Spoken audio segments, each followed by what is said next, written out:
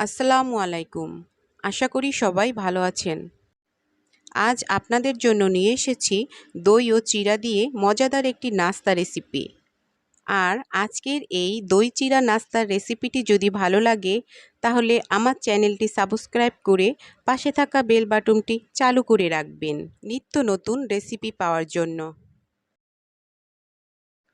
তাহলে চলুন আজকের রেসিপিটা দেখা যাক। আমি প্রথমে একটা বাটিতে 2 কাপ শুকনা চিড়া নিয়েছি। এরপর চিড়া ধুয়ে ফেলার জন্য পরিমাণ মতো পানি নেব। চিড়ার ভিতর অনেক সময় ময়লা থাকে, তাই ভালোভাবে ধুয়ে নিব। চিড়া ধুয়ে ফিরে আসছি। কয়েকবার পানি দিয়ে ধুয়ে ফেলার পর এমন হয়েছে। এবার পরিমাণ মতো পানি দিয়ে 10 মিনিটের জন্য ভিজিয়ে রাখব। 10 মিনিট পর ফিরে আসছি। 10 মিনিট পর দেখুন চিড়াটা একটু নরম হয়ে এসেছে। এই পর্যায়ে চিড়া দিয়ে পানিটা ভালোভাবে ছেঁকে ফেলব। এরপর এর ভিতরে অ্যাড করব কোরানো নারকেল। আগে থেকে নারকেল ভেঙে নারকেল কুড়িয়ে রাখবেন। আমি নারকেল কুড়িয়ে রেখেছিলাম, সেটা দিয়ে দিলাম। এরপর দিয়ে দিব কেটে রাখা কলা। আমি কলাও কেটে রেখেছিলাম, সেগুলো দিয়ে দিলাম। এরপর দিয়ে দিব মিষ্টি দই।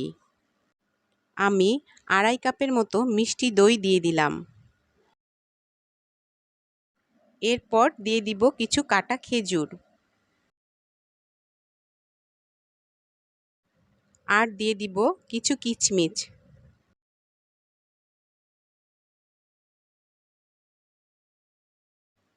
এরপর একটা চামচ দিয়ে সব একসাথে ভালোভাবে মিশিয়ে নিব।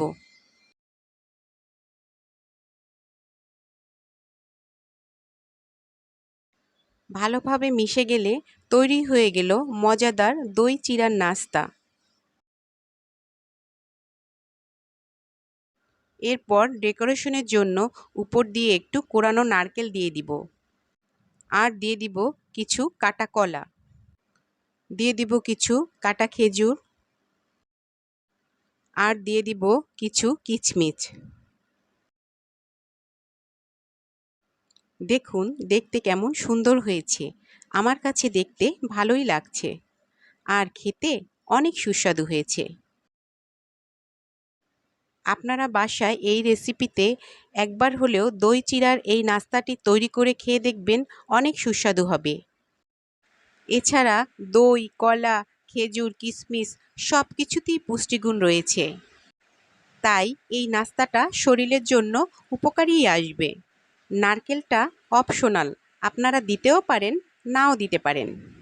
আমি চিনি অ্যাড করিনি, কারণ মিষ্টি দই মিষ্টিই হয়।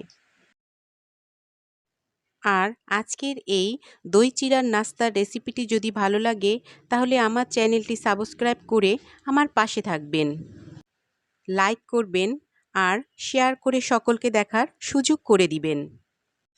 আল্লাহ হাফেজ।